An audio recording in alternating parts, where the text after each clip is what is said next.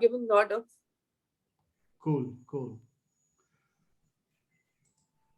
Okay, Satish bhai, we still don't. Okay, yeah, here, there you are. But Satish bhai, you'll have to unmute yourself so that you can be in the frame. Spotlight to everyone. Yeah.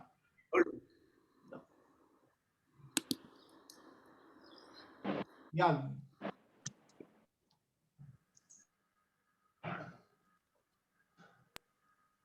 Yeah, is it okay now? Yeah, perfect. Go for it now. हो गया भाई निकाल दो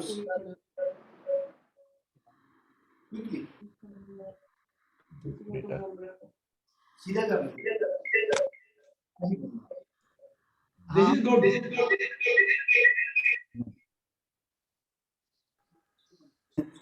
of कर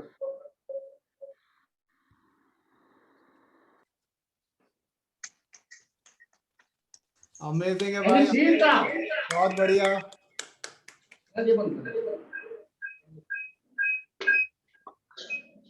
Oh my God. बहुत बढ़िया सतीश भाई. One more thing I have learned nowadays during these times. So this is now I'll do headstand. Sorry, handstand. Oh, बहुत बढ़िया. अमेजिंग अमेजिंग सतीश भाई. इसमें ये तो सैटरडे लेट नाइट ही हो सकता है. Thank you very much. ये कर सकते हैं हम लोग तो. सतीश भाई वर्चुअल चेयर्स की बात करेंगे अब ये. I think we can start now. Great, great. So over to you, Divya ji. We will be on mute now, and you can start with this. Thank you. Just a second. Should we off our video also, Vikas? You can leave it on. You can turn it off as you like. We have taken a screen grab, so that's good now. Up to you. So you can see my screen, yeah?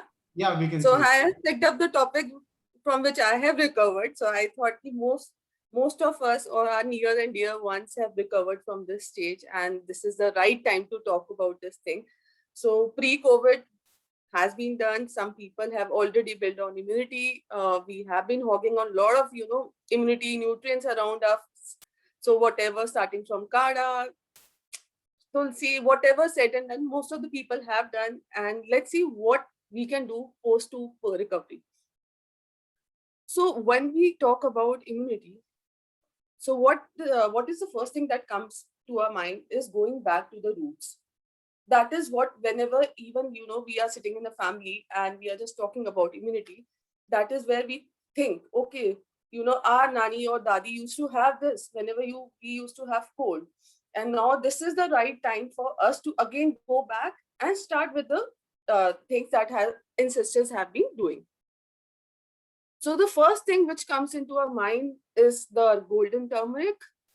And this is the first thing when we talk about, say, COVID, first thing was like, okay, spices, herb, let's start including in our diet. Fine. So why turmeric? Turmeric is antifungal, antibacterial, anti-inflammatory. It gives us immunity and has a lot of healing properties. Then comes our cinnamon. It's low in calorie, anti-diabetic, antioxidant, anti-inflammatory, and it boosts metabolism. So how I can include these two, herbs in my, see, if we talk about turmeric is something you can have with a glass of water early in the morning, but exactly to have it requires a fat to be best absorbed in the body. So if you add, like most of us in our Indian cooking use turmeric, and we use it in the form of tapering and tadkas and everything. That is the best way to include turmeric and to have a beneficial effect of it. When we come to a second spice as a cinnamon, how can I add this? So the first thing in the morning, if you are a diabetic, you can have a dalchini ka pani early in the morning. It really helps to manage your blood glucose level. And lot of studies has been done around it. Lot of clinical papers are around it, wherein they say, okay, having cinnamon, and they can see the, within a 1 month of intervention or 2 months of intervention, your HbA1c or your blood glucose level has come down. Then comes a black pepper. Black pepper, it aids in digestion. It helps to increase your appetite, boost weight loss, and is antibacterial. So I am going to talk about these three only, and most of rest, like when we talk about say tulsi, we are including tulsi in our life.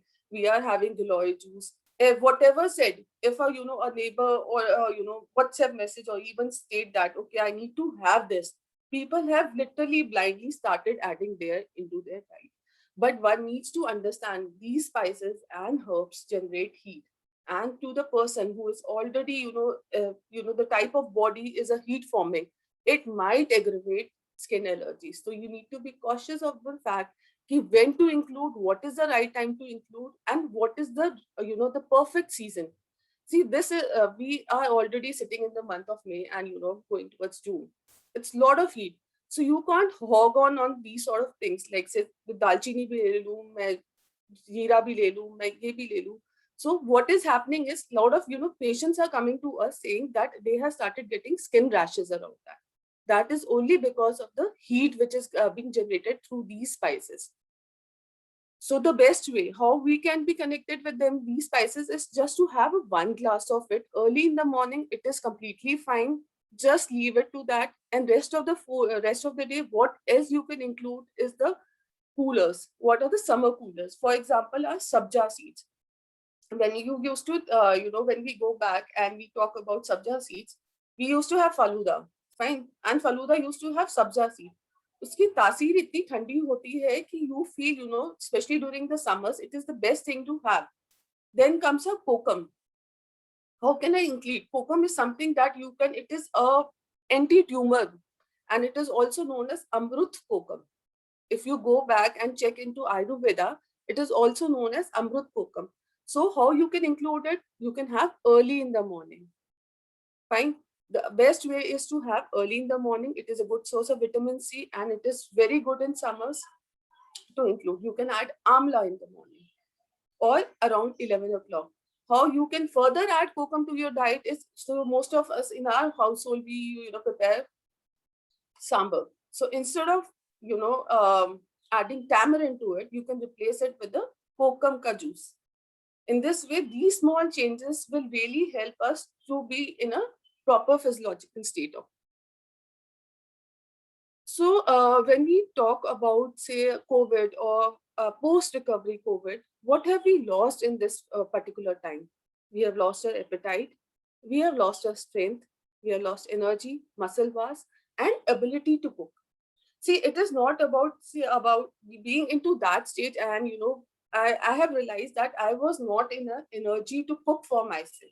That is the first thing. Whatever said and done, I was really relying on the food which was being provided by my neighbors or by someone. And obviously, at that point of time, you cautiously, think, yeah, I need to have healthy. But ultimately, you land up having, say, increased portion sizes and the food at a wrong interval, because you yourself, your body is not able to understand the taste. Your appetite is suppressed. But in some cases, I have also seen a lot of patients, they have increased on their appetite level because of the vitamin B12 supplementation. And that is the time wherein most of the people have lost weight and some of the people have gained weight, because your taste, smell is not there, but still, because of that, you are just eating food, continuously eating. So the best way to manage is to just have small portion of whatever you are having. If you are think, yeah, okay, I'm compromised in terms of my taste, have a small, portion of, say, any sweet. If you feel like, if I'm preparing a suji halwa and I feel like it will be good, it is good to have suji ka halwa during that, but you need to be cautious. What portion is I need to have?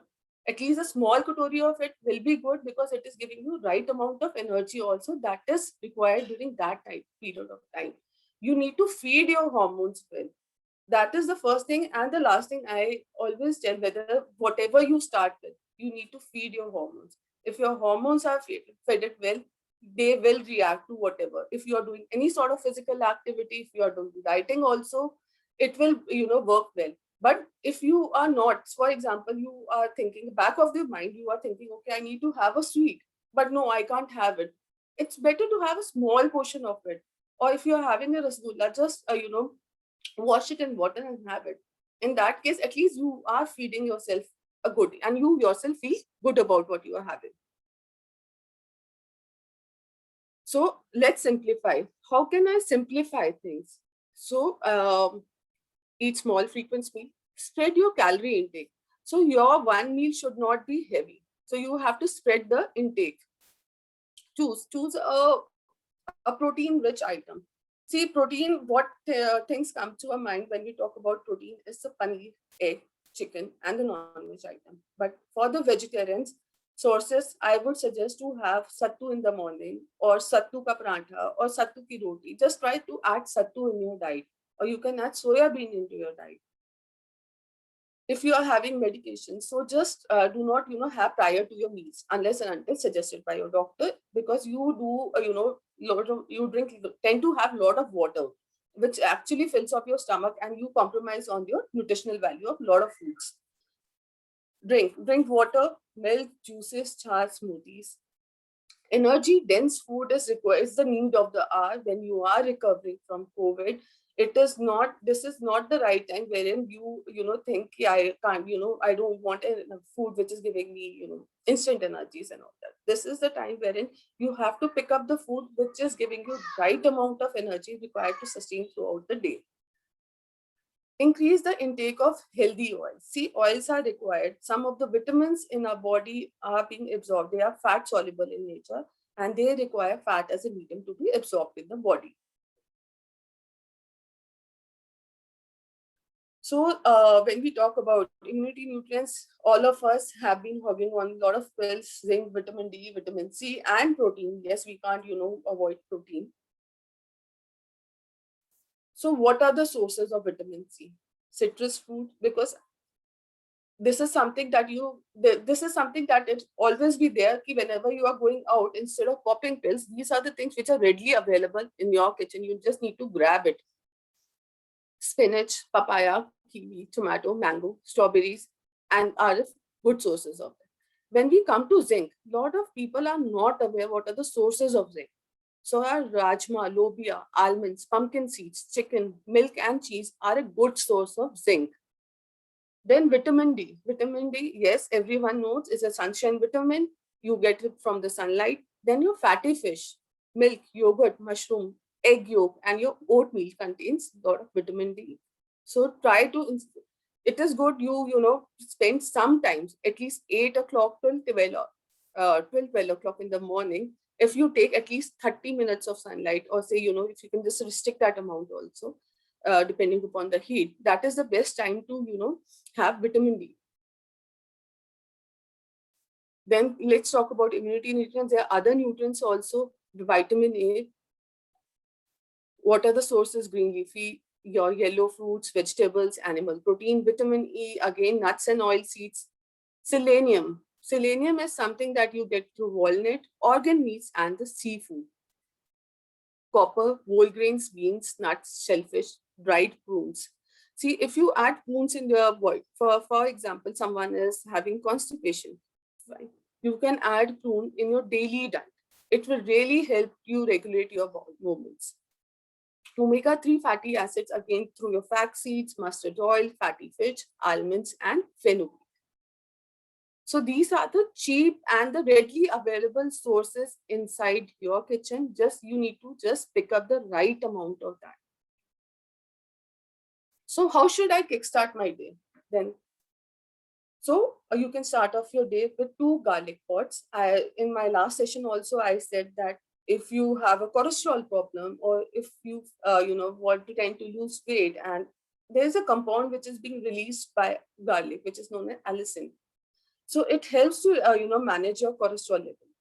Then what else I can have? You can have 30 ml of amla, 30 ml of amla or aloe vera juice. You need to have 30 ml of it, and you need to add water to it. You can have jeera, ajwain, methi dana, and dalchini water in the morning, followed by your 5 almonds plus 2 walnuts soaked overnight. See, when we soak, lot of inhibitors gets leached out. So you need to soak it, and you need to have wet skin to increase your fiber content. Then comes your figs, prunes, and date. And then there's the seasonal fruit that you need to include. Then comes to our breakfast. So breakfast, when we talk about breakfast, the best possible nowadays, every household is having oats. It's better to have oats with almond milk. So it is not necessary that you go and order almond milk from outside. You can prepare easily almond milk within your house only. Just soak 20 almonds overnight. Fine. In the morning, just churn them in the mixer. Add some water. Your almond milk is ready. Just what you need to do, you need to add to your smoothies, you need to add to your meals, add some a teaspoon of a flaxseed powder or a jaggery for a taste. Then one full egg. Why I'm saying one full egg? Because we have in the previous slide we have touched about selenium. So we need to get a good amount of selenium also, because these are the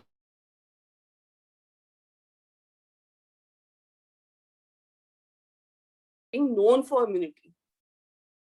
So one full egg, if you don't have any cholesterol problem, you can have the yolk also. If you have, you need to limit the quantity you are having.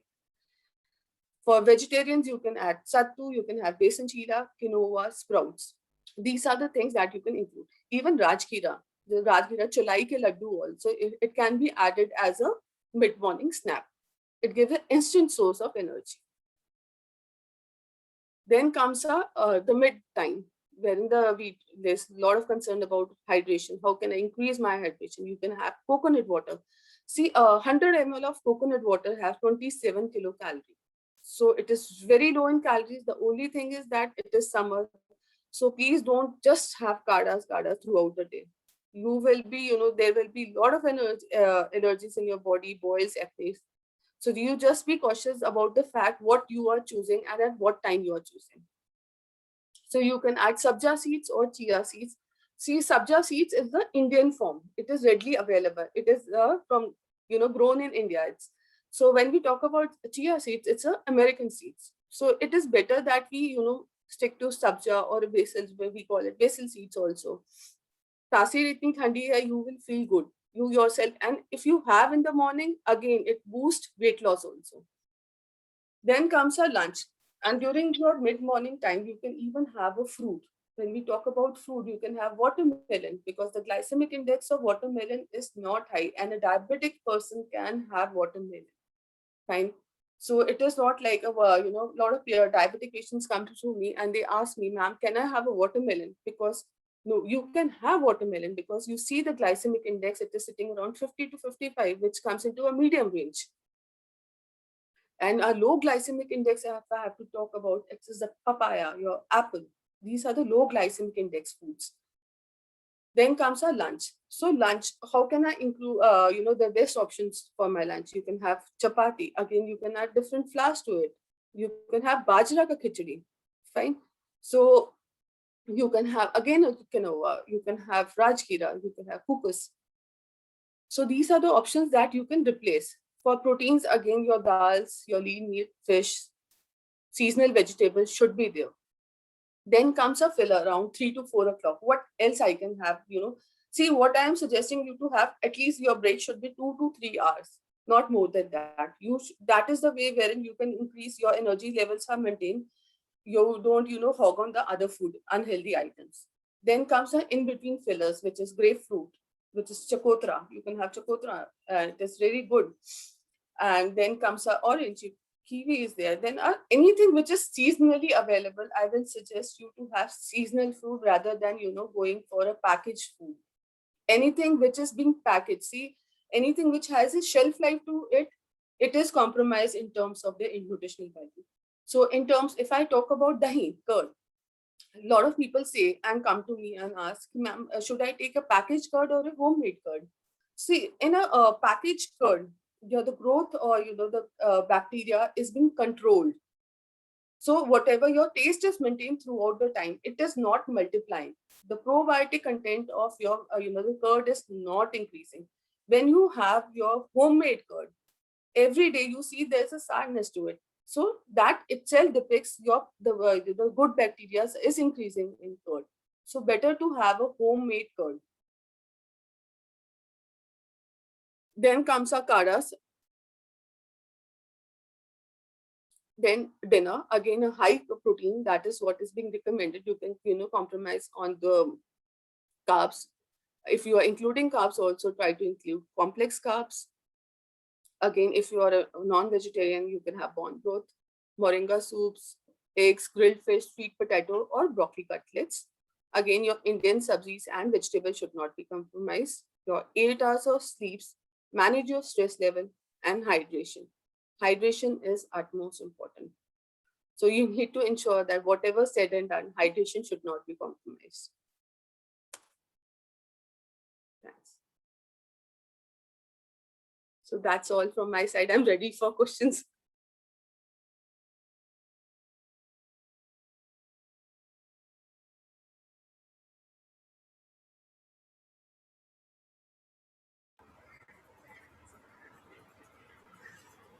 Hi, Vikas. Any question from any one of you? And so I have kept it very simple.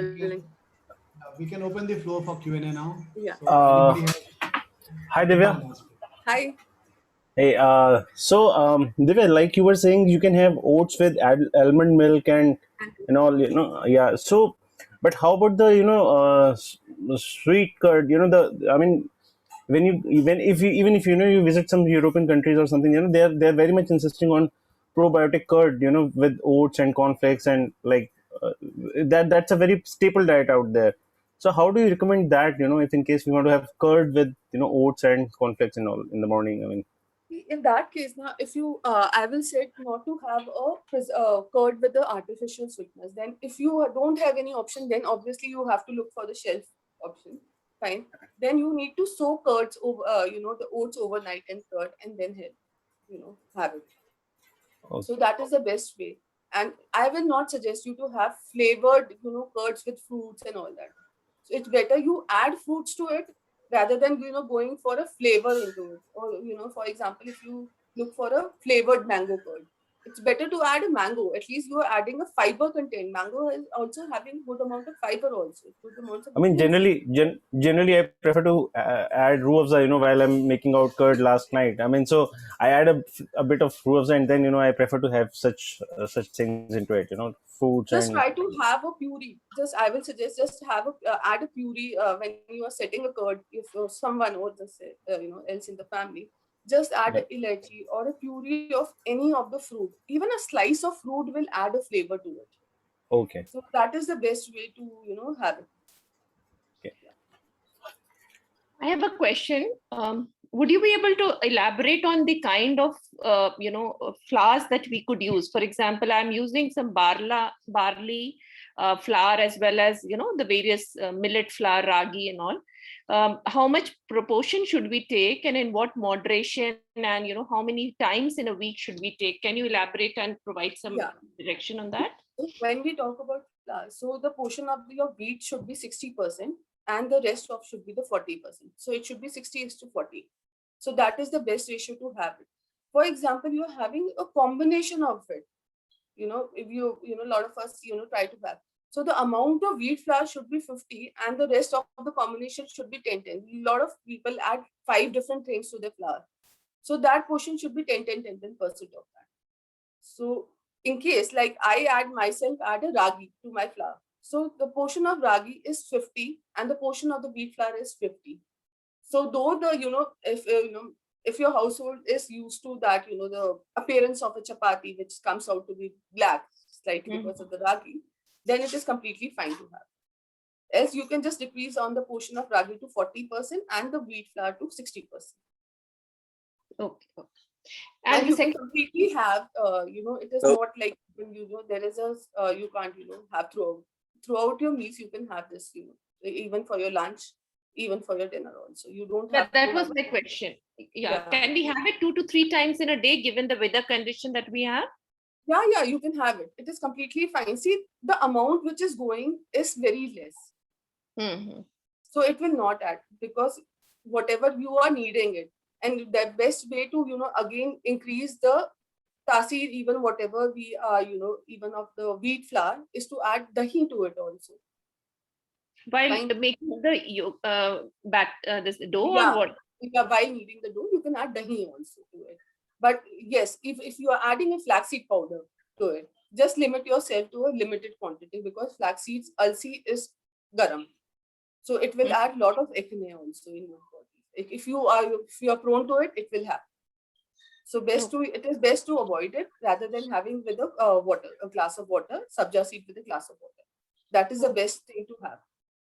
Or a sattu ka pani early in the morning. Okay.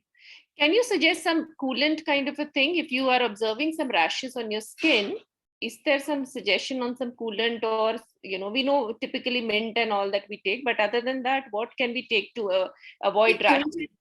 See, immediately if there is a rash which comes into your body, the best way is to apply, just if you have aloe vera is something which is already there, everyone's household have. Pick up that aloe vera, just cut it from the sides, remove the toxins, just apply that aloe vera gel towards your heat burns. So it will soothe that. And in terms of drinking, it is best to have a coconut water or a lemon water. Or if you are allergic to lemons, a lot of people with skin allergies are allergic to khatta things.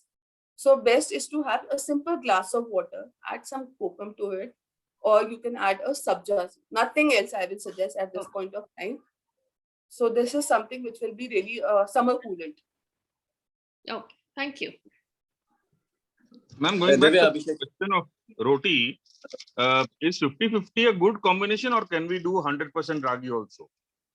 See, 100% ragi, it will not, firstly, it will be very difficult for you to cook also. It will keep on sticking to your roller.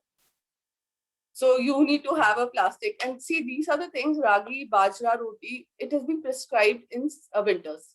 Complete 100% is prescribed in winters because of the garmi that they, because of the heat they are producing. So it is best to, add some wheat flour to it also. If you need to have a bajra, it's better to have a bajra khichdi, because you're adding some dal to it. Divya Abhishek here. Question is about, like I live in coastal area. So what type of fishes are allowed and what are not? And including goat meat, is that allowed or should be avoided? Type of fishes and goat. See, fishes, I will be having a limited, knowledge around that because I myself is a vegetarian. And so in terms of goat meat, I can suggest you better to have a lean meat. Better to have lean meat. If you whatever said and done, I prefer prescribing anything to basis what is the condition, what are your parameters.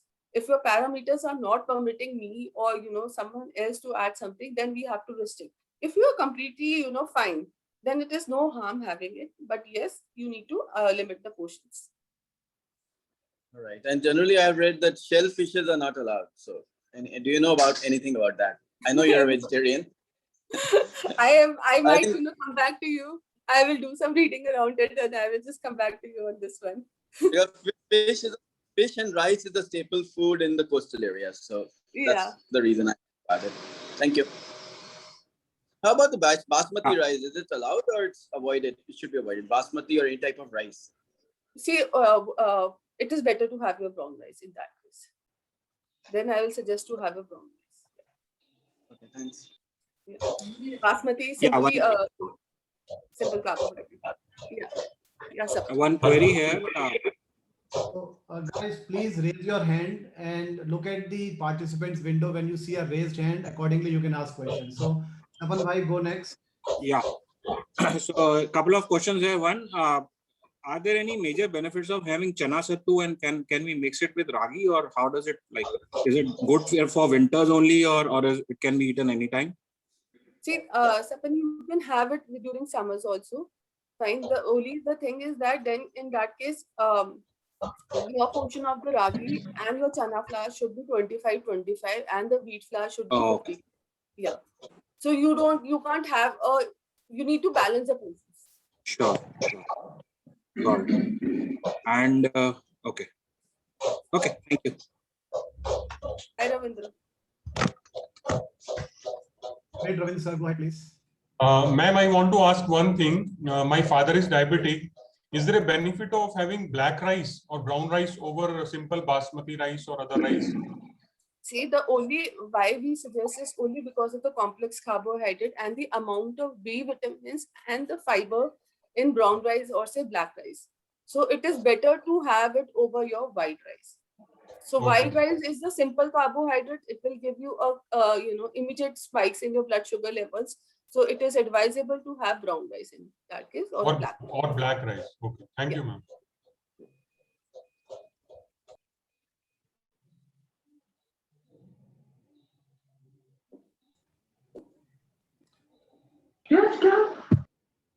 Anand Ruhela ji, go next, please. Yeah, good morning, Divya. In the beginning of the discussion, you have discussed about the synonym powder. So what is the ideal quantity of the synonym powder? Is a half spoon, full spoon, quarter spoon with the warm water? What is the ideal quantity? See, sir, I will suggest you to have a cinnamon stick. Okay? Chota itna. Okay? Soak it overnight. Have a glass of water early in the morning. Fine. Okay. जब आप powder भी करते हो तब भी आप उसके कुछ कंपाउंड्स यूज कर देते हो. It is better to have a stick क्योंकि आप वो धीरे धीरे रिलीज होता है पानी में. So it is better to have that. Okay. No, I am talking about powder. Not if we don't have a stick.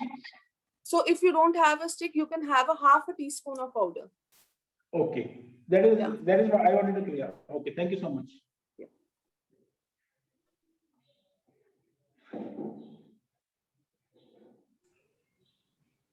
Rajiv ji, go next, please. Rajiv Garila ji. Yeah. You mentioned sabza seeds. So I have two questions. One is how much quantity should we normally have at one go? And also there are alternatives like almond gum and halim seeds. What is your recommendation on those? See, sabja seed, 1 teaspoon soaked overnight. Fine, you can have with 1 glass of water.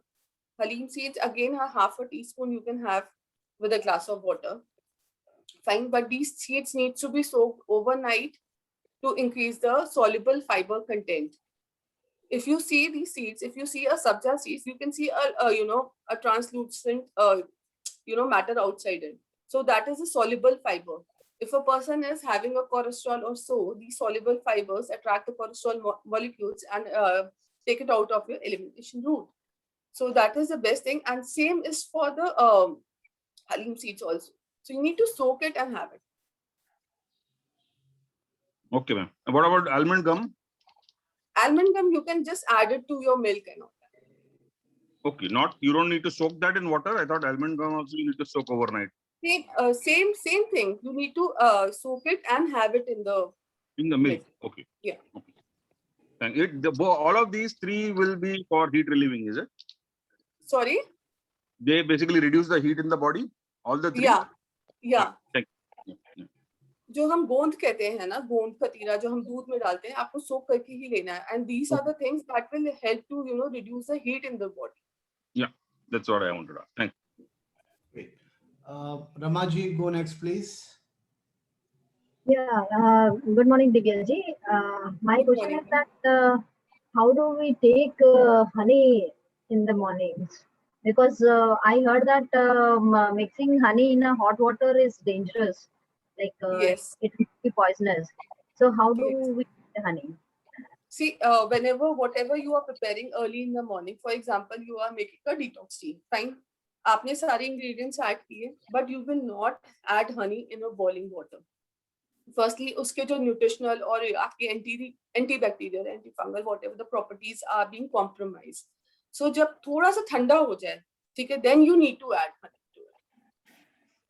That means in the lukewarm water we can. हाँ, lukewarm water में आप add कर सकते हो. उबलते पानी में या गर्म पानी में honey is not at all advisable. And then yes. Okay. Thanks a lot. Yeah. Great. Vivek sir, Vivek Ahuja ji, go next, please. Good morning. I wanted to know the cinnamon that we soak overnight. Do we need to boil it in the morning or we just have the water? You just need to have the water. You don't need to boil it because we are soaking. The process of soaking itself is leaching out the nutrients out of it. So it is better to have. Do not boil it. Just have it in the morning. Just see it and have it in the morning. If it's in the powder, yeah. Sorry. Is it the same with the jeera water also and the dhania seeds? Same dhania seeds, jeera pani, your methi dana water. Just soak it overnight. The temperature is hot outside. You don't need to boil it. You don't need to, see, boiling will result in loss of nutrients. So it is better to just sieve it and have it in the morning, unless and until the temperature outside is it's a winter weather. Then I will suggest just to lukewarm it and have it instead of boiling it. Yeah. And for how long can we continue to have methi dana water or any jeera water? For how long can we continue to have? For how There is long? no harm. There is no harm having these type of seeds early in the morning. The only thing is that, so what condition you are, for what condition you are, referring to these type of seeds. See, with methi dana seeds, most of the people have early in the morning when they have a blood glucose, elevated blood glucose levels. Fine. So you can have it, but in some cases and through some feedbacks, a lot of people after some time start having palpitations also. So it is better that you just keep on changing your seeds also every week, so that you get benefit of each and everything, and your body is not used to one type of protein. Once your body is used to one type of thing, now it keeps on, stop responding. So it is better to, even for oils also, we suggest you keep on changing your oil every month. So same is for seeds. You have one type of seeds or, spices 1 week, change it to the other. Then for the next week, you can have another spice to have the benefits of all of it. Fine? Okay. And one more thing I wanted to know, can you suggest some drink for reducing belly fat? Yes, because Vivek, I will suggest you. So the best thing, the best drink to consume to reduce the belly fat is your chia seed water early in the morning. Fine. Just soak it. You can add some lemon to it. If you are not allergic to, lemons, you can add lemon to it. Just start having that early in the morning. Only the soluble fiber content, you can see the changes in your cell. But yes, you need to be cautious of the fact you can't be relying only on chia water and rest not doing anything throughout the day. So you need to manage your calorie portion and your physical activity as well. Oh, thank you so much. Yeah. Thank you. You're welcome. We can have one last question only, because we have to start with another session now at 8:30. So maybe one last question and then we can take a break for a minute or so. Yeah, Sridhar bhai, go ahead, please. Hi, Divya. So, Hi, I am a vegetarian and I've been reported vitamin B12 deficiency multiple times in last few years. So, how we can add or raise vitamin B12 level with diet? Okay. Is there any other deficiency also in the body, like iron also? No, D3 deficiency. Fine. See, vitamin B12, what you have to do, the best thing is to add, increase the vitamin B12 content of the food you are having, is to have a sprouting of that food. Anything whichever you, for example, if you sprout your dals, you will increase the amount of vitamin B12, zinc and iron. So it is better, the best thing is you will steam it, you will not boil that food, you will steam and have sprouts in your diet daily. Whether it's chana sprouts, whether it's a lobia or a rajma or a safed chana sprouts also. So in this way, you are not losing on the nutritional content. So the sprouting is the best way to increase the vitamin B12 content. If you are iron deficient, I will suggest you to start cooking your food in iron utensils, iron ki kadhai, instead of aluminum, to increase the iron content of your body. Okay, so Divya, how much time does it take to recover or replenish B12 via diet? See, Sridhar, for this, if I talk about the other parameters, and as compared to hemoglobin takes 3 months, B12 or hemoglobin takes 3 months time to have an increase. So with my patient, if a person is coming with a hemoglobin level of 6 or 7, might be due to vitamin B12 deficiencies or other, it takes a 3 months time to have a complete change. After 3 months, you can see the levels from 6 to 10. But still it is at the lower side because these parameters take time to increase, because there are other factors also which affects the availability and the absorption of these nutrients in the body. आप अगर sprouts खा रहे हो, sprouts के साथ चाय P रहे हो, तो चाय itself is an inhibitor that will inhibit the absorption of vitamin B12 or iron in the body. So there should be a gap. See, the right amount, we all of us know most of the things, but the right amount of food at right interval and with the right combination is the best key. So how can I increase the content also of iron? So we can add a lemon juice to it. So if you are having vitamin B12, for example, you are doing sprouting, just add lemon juice to it instead of adding other things. Okay, thanks a lot, Divya. You're welcome. Can I ask one question, last Vikas? Yeah, please, sure. Okay, thank you. Hi, Divya. I just wanted to ask, since I had COVID a month ago, and after that, I feel that sometimes I have pain in my calf area a lot, when I stand for long hours. And so I just wanted to ask, is there something we can do about it in changing the eating habits or something like that? This is basically due to the vitamin D deficiency, and you will be observing that during your COVID period also you have been prescribed calcium and vitamin D. So it is something, and rest is because of we all were at a resting stage. Our blood flow was not good. So it is better that you keep on, walking within your house also. You need to move to increase the blood flow, and then you can soothe your muscles. A gentle, massage also will be really helpful. So the only thing, the key is to move yourself, increase your hydration also. अगर आपका पानी कम है body में, अगर आप पानी नहीं P रहे हो, then also your muscles are fatigued. So you need to increase your water content also. You need to increase your calcium and vitamin D intake also. So you need to, if you are on medication, you need to continue that till the time your doctor says you have to stop it. This is the general observation that I have seen in myself also. And I felt that because I was resting, I was in a complete, hibernation mode. So that was the thing. When I recovered from COVID, even I felt that my legs are heavy. Yeah. So there's a constant pain in my legs. But as and when I started moving and, a simple gentle massage by myself, it was increasing the blood circulation. So that is something that I will suggest that start doing it, and you will feel the difference. Keep yourself mobile. Yeah, I walk a lot, but then it starts paining again. So do you recommend any oil for massage, or I can use any oil? Basically, you can have your almond oil, fine. And rest you can have your 𝐿 ka tel. You can add a little of, even if you're having a mustard oil also, normal, you can add a pot of garlic to it. Okay, great. Thank you so much. Thanks. If time permits, can I have a question? Can I ask a question? Yes. We are kind of running out of time, but okay, one last question. Okay.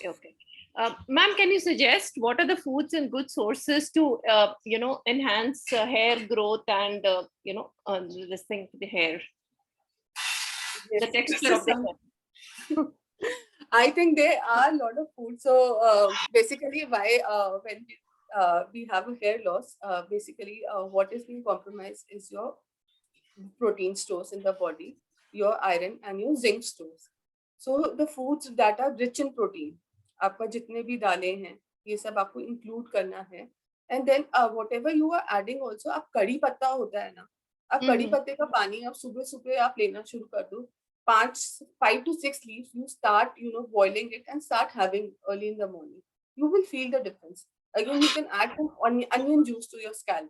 Onion juice, या आप अपना coconut oil में, you will add some curry leaves, add some onion juice to it, and just keep on applying. You need to massage your roots and you will see the difference. All of three mixed together, you're saying? All of three mixed together. Yeah. And how long do you leave it in your scalp? Sorry? How long do you leave it on the scalp? At least for 2 hours. Fine. And then you have to rest it. Yeah. Thank you so much. Yeah. Great. And we have one advanced yoga practitioner with us, and he has got a burning question. Pawan bhai, I cannot hold it on. Please go ahead and ask. And that will be the last question. Yeah, hi Divya. My question is that like we are doing normal yoga. So if we switch to advanced yoga, you will feel pain in the body, right? So what diet or massage that you can recommend so that we can reduce the body pain and extend the advanced yoga, the timing, and of course the level of advanced yoga. Thank you. So Pawan, basically whenever you increase your activity level, you will see the difference because your body parts, your muscles are stretching, and that is the pain because of the stretch. Your body is becoming flexible. Fine. In terms of say massage and everything, see whenever you do any sort of physical activity, even our marathon runner, and Vikas can also correct me on this one. So a cold compression whenever you have pain in body, it's really helpful. So if for example after your physical activity or so, after some time of it, consider you can take your physiotherapist advice also. If you do a cold compression or put your feet in a cold water, you will feel a lot of difference in the pain. So that is something that you can start doing. And in terms of diet, see, diet will mostly, Pawan, will be again focused on your proteins. Again, you need to start your day right. And, as and when, see, the time you are giving to that particular physical activities makes a difference. So prior to activity, what are you having? And after the post recovery, pre and post recovery is important. Pre, you can have, pomegranate juice, fine. And then post, again, you can just, if you are a non-vegetarian, if you are an vegetarian, or if you are a vegetarian, you can have eggs, boiled egg whites, you can have besan ka chila. Again, you can have a sattu ka water to increase the strength in your body. And throughout the day, see, you need to follow a balanced routine to have a benefit, a benefit out of it. Okay, thank you. Yeah. Great. I think that was the last question. Thanks, Divya, for excellent session and excellent Q&A. Now with this Q&A format, we are moving to our next session, which is with Dr. Manish. I would request Dipender to come online on camera and introduce Dr. Manish. So guys, before we start with introduction, I wanted to mention that this session, we did not want a PowerPoint session, right? We, in past 1.5 year, 2 year, when the COVID started, we have gone through a lot of sessions where doctors have presented their knowledge in a PowerPoint format, right? They share a lot of facts, a lot of knowledge around COVID and COVID precautions. But Dr. Manish suggested, okay, let people ask questions, right? Because a lot of time what happens, it's a one-way communication. You get thrown with a lot of information, and some of that remains in your mind, and you always wonder that there are certain questions that you want to ask. So what Dr. Manish suggested, let's do Ask Me Anything around COVID kind of format, where we can open the forum and we can let people ask questions related to COVID in terms of how to prevent, if you're infected, what to do, post-COVID care, all those things, right? So that's what the format is going to be for our session. So I will transfer to Dipender Bhai, who has kindly connected us with Dr. Manish for this session. So over to you, Dipender Bhai. Yeah. So hi guys. I think it's been a fantastic morning. Been been part of this elite CISO, and so the idea was to bring in Manish so that he can. He's a trained COVID physician. He has been part of multiple forums. Who is leading out these COVID discussions globally. So because of some COVID crisis at family, I mean he could bring he's home right now. So we have chance to bring it in this forum. So that's the reason I suggested Vikas. So Manish, I guess you are in the forum. Hello Manish. He's muted. Yeah. Hi, good morning everyone. Vikas, thank you. Dipender, thank you for inviting me. Alok, I can see. And I can see Tirupati. So very good morning to all of you. Thank you, Vikas, and thank you, Dipender, for inviting me over the session of Ask Me Anything. First of all, let me tell you that for me, it's the first experience to, have the group of people who are from CISO. So, excuse me in case, if I don't, there are a lot of things which I don't know about this community and fraternity. It's just that, when Dipender has given me a call and, when we were able to connect to the Vikas, we realized that, there are a lot of things which, the people are bubbling with. And let's, try to burst those myths, and the facts need to be there in front of all of us. Because I personally feel the people are not dying because of the COVID, the people are dying because of the ill treatment which is related to the COVID. So through this discussion, I think Vikas and Dipender and Alok, whoever is going to lead, as far as the question answer is considered, we will try to burst those kind of, the myths which has been related to this disease per se. Right, Vikas? Is it okay? Yep, Dipender? Sounds good. And we can ask question. I mean, there is no one leader who is going to ask question. Anybody wants to ask anything, please come on camera, unmute yourself, and you can ask the question. So let me... Vikas ji, the speaker video is not viewable. Only Dipender ji's video is there. No, I think there is some problem at your end. We can see Dr. Manish very well. So please... Maybe I can see you. I can see you, Ravindra. I can see you very well. We can see. Yeah, you need to scroll on the other side, then you can see. Right. Because there are... Yeah. Yeah, so let me ask first question, which has been burning me and bothering me. And that question is around when we say that COVID-19 is airborne, right? Are you sitting in home and it is coming from the windows and affecting you? Is it that, or when you venture out in the hospital where the concentration is high of patients, that's when you get infected? So how is it? I mean, that's a burning question I have. Vikas, thank you for addressing this, the burning question. This is basically an enigmatic situation for majority of us. See, we need to understand that, yes, COVID is something which is going to be carried forward by, the airborne particles as well. But at the same time, this is not something where, the people should be having a fear about, because it's not only, the virus, per se in the, the air transmission, it is also the quantum of virus which plays a very important role. Now, what do you mean by quantum? It means the load which, those virus particles are there in that given surrounding. So if you're basically commuting through the normal passages, talking about the routine, the traveling and all, I don't think we have seen anybody who's getting transmission, because of this as a reason per se. But yes, if you're there in the surroundings where you expect a lot of, the quantums, and where the social distancing, the norms may not be there. And plus we also need to understand that, it is just not, the virus particles, but also dependent upon who is throwing that virus particles. There is a huge difference between when somebody who is having a light disease versus a heavy disease. What do you mean by light and heavy?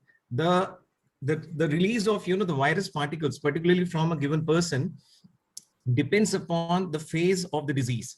So somebody who is really, sick is going to release a lot of, those virus particles into the air. And if you're in contact with them by any reasons, the chances of carrying the disease to yourself and to your, the loved one is very high.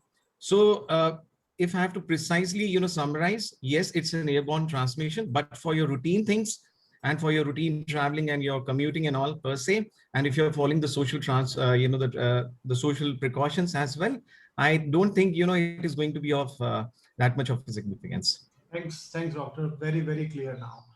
Let me ask another question. That's again a burning question for me. So a lot of people are avoiding going for vaccination because vaccinations are happening in hospital premises, right? And hospital premises, which are COVID care centers, and same time in the same facility, they're also doing vaccination. So people think that there are higher chances of getting infection when you go for vaccination. What is your opinion around that? Because I think, this is something very important need to be addressed. Definitely, one thing we all need to understand by and large that vaccination is mandatory. So let's not avoid for the vaccination purpose. The reason is very simple.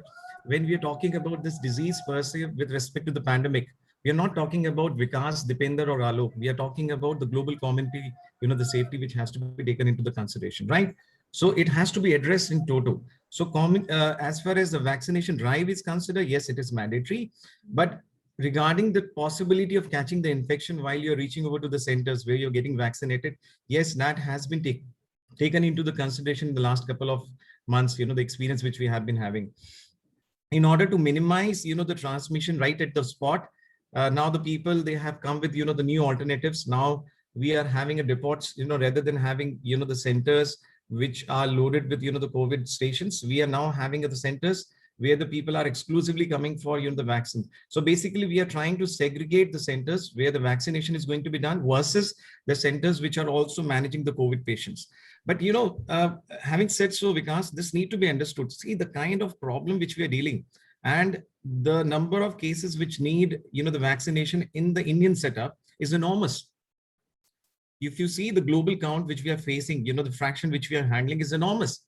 So if you see it from that side, whatever the thought process which we are going to keep and whatever the intention has been, it is going to take a lot of time. My only, humble submission is that, yes, the vaccination is must, but I would request that the people who are at risk for catching a severe infection as of now, and especially, the elderly population, the people who are diabetic, having a kidney disease, the heart disease, and also, they should avoid going right in the peak of the epidemic. So let it be understood by all that at this point of a time, it is very important to create the isolation for yourself. The bubble has to be created for yourself so that, the chances of carrying an infection while getting a, this vaccination can be avoided. But yes, vaccination eventually has to come because this is the only way to come out from this crisis. Right. Makes sense, Doc. Thank you very much. Dr. Manish, I'll look this side. One question. So, with respect to vaccination only and specific to Covishield. So earlier the government said that it has to be like the second dose has to be after 4 weeks, then 6, then 8. Now we are saying 10 to 12. So in my case, my parents had their Covishield both doses after one after the other after 45 days. But yes, now I have got my first like 2 weeks ago. So what is the ideal criteria? Should I wait for like 6, 8, 10, 12 weeks? Alok, you are making me smile by asking this question. See, Alok, you need to understand, even this disease is not ideal. So, taking out an ideal answer for not so an ideal disease, it's very difficult at this point of a time. See, a lot of data is something which is evolving. So you have to understand as and when, the research is going to prop in, as and when, the data is going to evolve and come into, the farm recommendation, we have to revise. We are bound to revise the guidelines. So previously when, the Covaxin and Covishield, they came into the picture, the idea is that because this is something which we have been taken up from the preceding experience, right? From, the other communicable disease as such, that if you're giving the second dose of vaccination after a month, 30 to 60 days, it used to make a lot of difference because they used to have a sustainable immunity. But now we have understood that, maybe this disease, if you can extend, the interdosing interval, which means the first dose and the second dose, if you can increase that dose, the interval, the chances of having a sustainable immunity for that given segment is going to be much more robust. Now, as far as, whether this is going to work or this is not going to work, this is something which only the time can tell us. But yes, it is my strong recommendation because as a COVID expert that, you must try to, space the first and second dose of vaccination at least for 60 to 90 days. Okay. Okay, but one more question. So people who have got both doses within a period of like 30 to 45 days. Yeah. So is there any special recommendation? Should they be going for another? Yeah. Alok, this is again, it's again, because a lot of information is coming in a very short span of a time. So that's why we are actually trying to cram, the lot of stuff. And that's why probably that kind of a fear has led to so much of, over enthusiastic response from the people that, they are getting vaccination within a span of 30, 45 days as well. Whether this immunity is going to be sustainable or not, this is a matter of debate, Alok, and only in the period of a time we would be able to say it with confidence that whether this is going to be a sustainable immunity. But yes, see, when you're having a lot of situation, Alok, we also need to understand that something is better than nothing. The people are dying right and left like anything. Every day we are losing at least, 40 to 50 patients in my own setup where, the people are dying because of severe COVID illness. So even if the person has been able to achieve some kind of a partial immunity, we call it as at least something is better than nothing. This is what, the principle we are trying to achieve in this situation. So in case, even if you are having this kind of, not so recommended the strategy in terms of your vaccination schedule, I will still say that, there are some chances that, you will not be having, the severe COVID illness at least. I guess something in line of what Alok asked. I mean, it's like, so should we look forward for some kind of boosters for those who have got vaccinated? No. See, Dipinder, again, these are all kind of, these are enthusiastic, the suggestions that, maybe the booster is going to work. But as of now, we don't have any data to say that, the booster is going to be taken up for this kind of a strategy where the people have not been able to space, the adequate time between the 2 doses. My only, what to do in this situation? See, my point is that you take the vaccine, whatever the vaccine dose which you have been able to receive, let's say after 30 days, 45 days, or 60 days, or 90 days, whatever the things which you have been done in your own case, but at the same time, just follow the same principles which you are following in the pre-vaccination era. Let's not discount that the vaccination is not the license for you to roam around. Let it be something deep dive inside your heart that, the vaccination means the chances of developing a severe COVID illness, which means your chances of coming onto the ventilator, or in relation to the death, or in case of that you are carrying an incapacitated disease, is less. It doesn't tell us that you are not going to have a disease, right? Many of the people, many of the, esteemed, the doctor members, we have seen that despite of taking the 2 doses, despite of, spacing between that, the 60-90, the skeletal, still they have, they have not been able to survive. So my point is that the only consensus which we are having as of now in, the critical care society, where which, I'm leading into this discussion, that it's just help you in not having a severe disease. It gives you protection against the death to some extent, and the chances of having a severe fatal illness where the person is landing upon, the ventilation and all those kind of things can be minimized. It cannot be eliminated, of course, because the mutation is inevitable to this virus. So 100% immunity is not going to be possible in this situation. But at least, if you're able to survive, I think nothing is better in this pandemic. Yeah. Dr. Manish, I want to ask one thing. Like my father, he has survived COVID since, and 1 month has passed. So after how much time can we say that he is out of danger? And he is still breathless when he goes to washroom or do little activities inside the house. Ravinder, thank you for asking this question. But Ravinder, your information, probably I need more details with respect to your father before I can safely tell you that, because why I'm telling you, there are a lot of factors, Ravinder, which decide whether the person is safe into the safe basket or not, which means what kind of a comorbidities your dad is having, for example, diabetes, hypertension, and all this. What was the nature of disease? Because see, everybody has gone through the COVID. I don't know anybody in the forum who has not got COVID. Is there anybody in the forum who has not gone through the COVID? I don't think. Alok, you believe you didn't had COVID? Have you got tested yourself with your COVID antibodies? No, I didn't have COVID. Huh? Not tested, but yes. No, why I'm sharing with you? Yeah, I've got tested also. I think I have gone through COVID 3-4 times, but I didn't come to know about that. Who's speaking?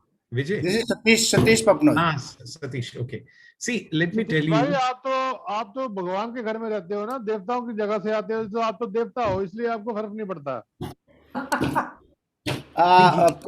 प्रीतपा जी, मैंने फर्क पड़ने वाली बात नहीं कही, शायद मेरी line ये थी कि पता नहीं चला मुझे, लेकिन लगा कि हो गया होगा 2-3 बार। वो तभी तो पता नहीं चला ना, क्योंकि फर्क नहीं पड़ा। अगर आपको सांस फूली होती या प्रॉब्लम हुई होती तो आपको पता लग जाता। आपकी सांस नहीं फूली क्योंकि आप देवता हो, देवताओं का असर नहीं होता ना, आपने तो अमृत पान कर रखा है ना sir.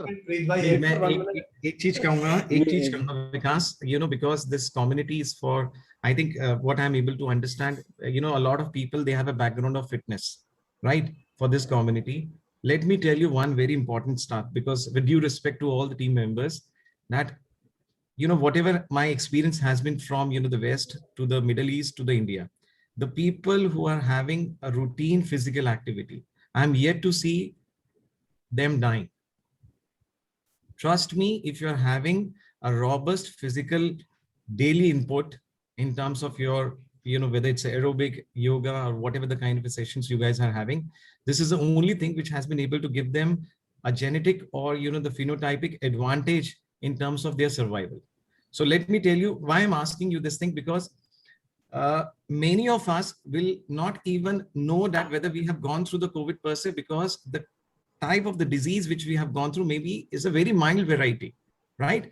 80% of the cases are going to go through the mild illness. But in the second wave, which we have seen, many of the young patient, which was not seen in the first wave, which was in 2020, we have seen many of the young patient in this wave, they're dying. They are not able to survive. So what is difference in them? What we have seen, the people who are having some kind of predisposition for metabolic syndrome. I was hearing to Divya, all those kind of important stuff. So it's basically the holistic, their growth, which decide whether the person is going to have what kind of illness. Now, let's say Alok is a, enthusiastic runner. So who is running almost, 10 kms on daily basis. So this kind of people, they have a lot of reserve. They go through the disease, but because of their endogenous reserve, they are able to compensate and they are able to come out very faster.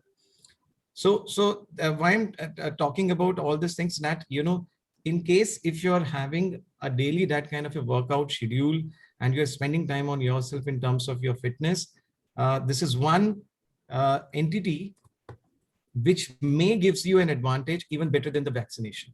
But obviously, your social distancing precautions and all those kind of stuff has to be always respected. Hi, Doctor.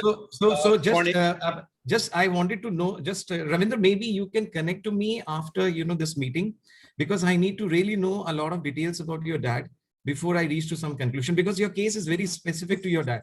So in order to say whether your father is going to be safe enough into that category, I really need to have a lot of data. And I don't think, it will do justice to this generalized discussion which we are carrying as of now. Is it okay, Vikas? Okay. Yeah. Yeah. Hi, Doctor. Good morning.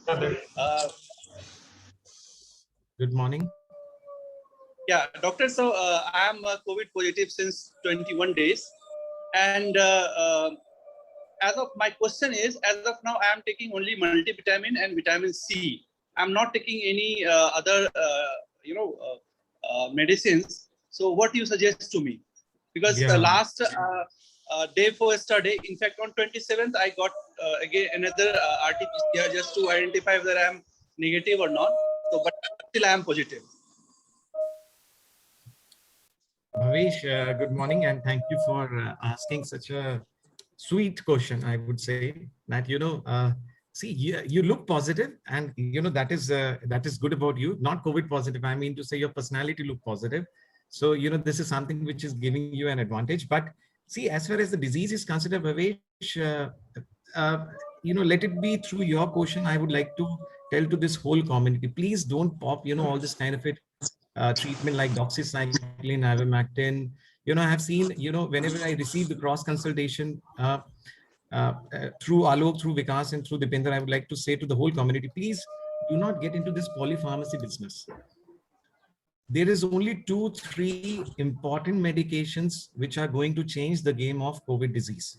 And this has to be taken up only under the surveillance, under the guidance and the prescription of a person who is trained in COVID patients, right? So please, don't take all this kind of, 1, 2, 3, 4, 10 kind of, the drug combination where the people are writing it. People are writing in despair. Try to understand, between the scientific verdict versus the emotional verdict. So when the people they're writing, because they don't know the treatment per se, somebody has to do something for you. So they write all this kind of, n number of medications. Now, as far as Bhavesh particular question is considered with respect to the multivitamins and vitamin C, we don't recommend all this kind of a treatment for, the COVID. These are all routine supplementation, which anybody is taking.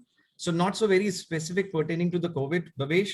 It's not required per se related to the COVID. In fact, now, the people are coming up with, the thought process where we are saying we should not take vitamin C. Why? Because the incidence of the fungal infection, one of the reasons which has been proposed for the fungal infection is the acidic milieu, which has been given because of vitamin C.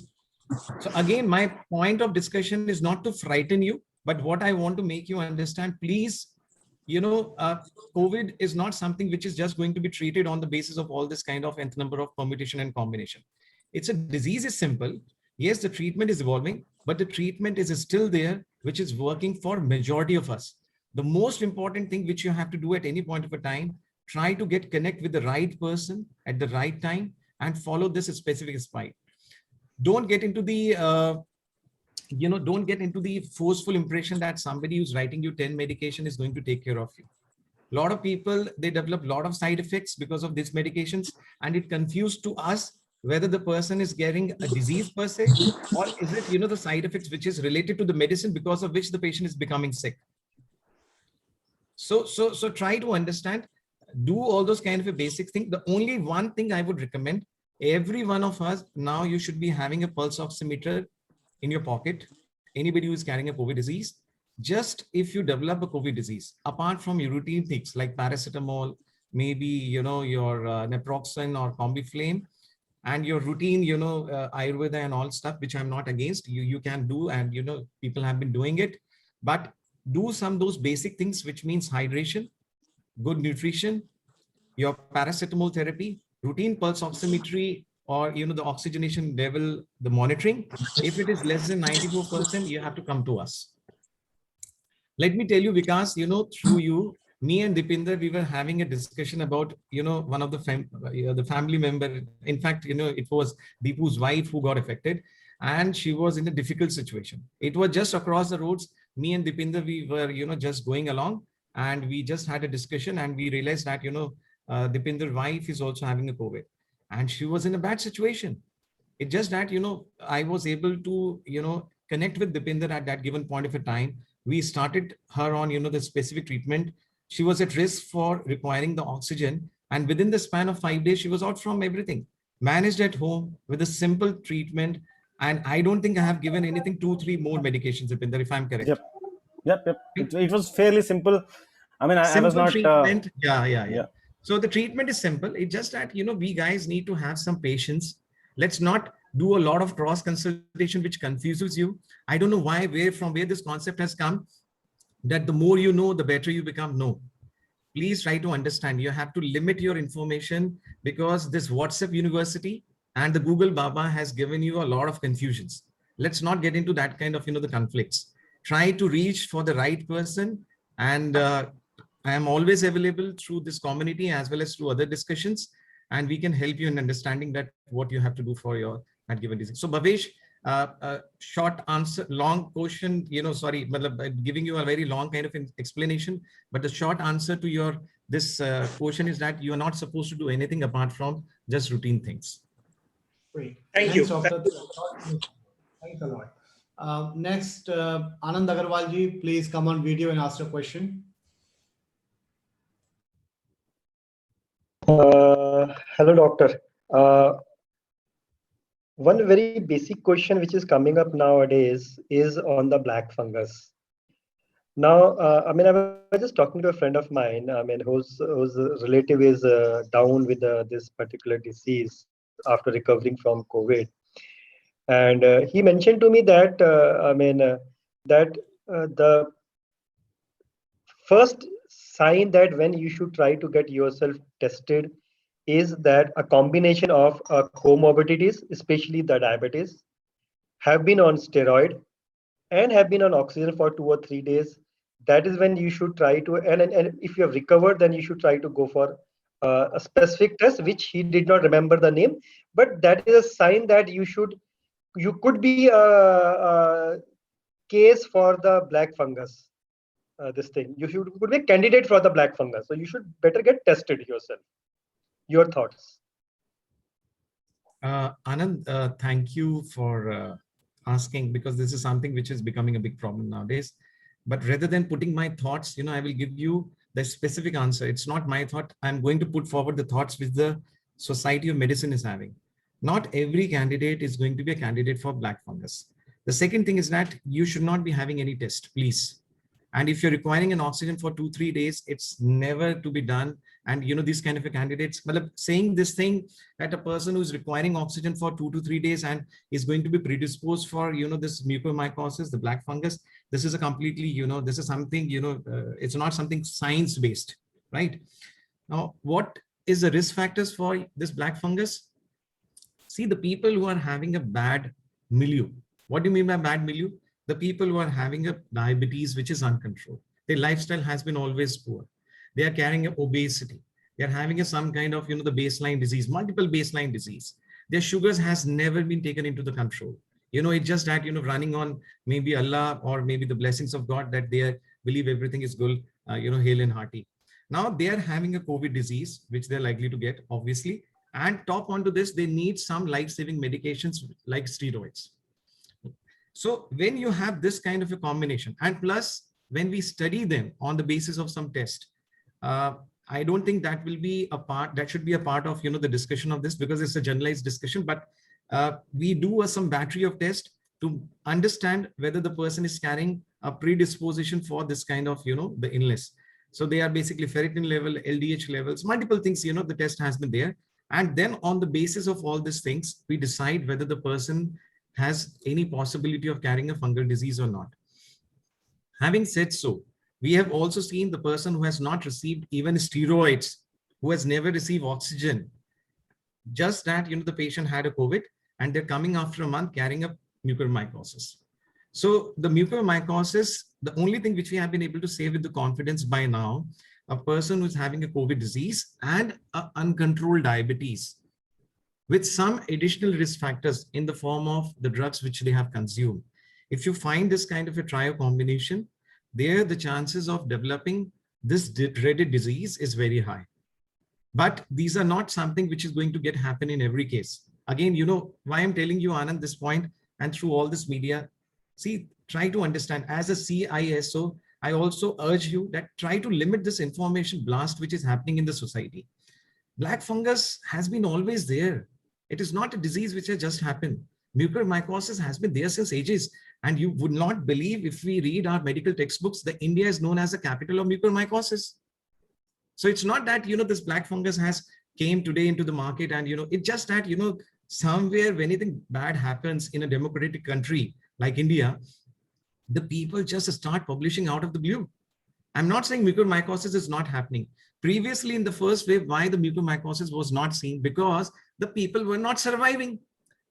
If people will survive longer because of, the better treatment, they're bound to have a late-term complication as well. And majority of the cases who are coming early in the disease of mucormycosis, they can be well managed. So saying this thing that if somebody is at a risk for mucormycosis, I will not seek treatment or, I will not take steroid, this should not be the message which should go across the board. My point is very simple. If you're having a bad lifestyle, if you're having a COVID disease, yes, you should be into the surveillance, into the guidance of any trained, physician who is treating, the COVID illness on day-to-day basis. That's it. But requirement of oxygen, I think it's a wrong message. It should not be done on this basis that if somebody is requiring oxygen and then they have, the possibility of developing a black fungus. I think this will be too simplistic to, blame, for oxygen as the reason for black fungus.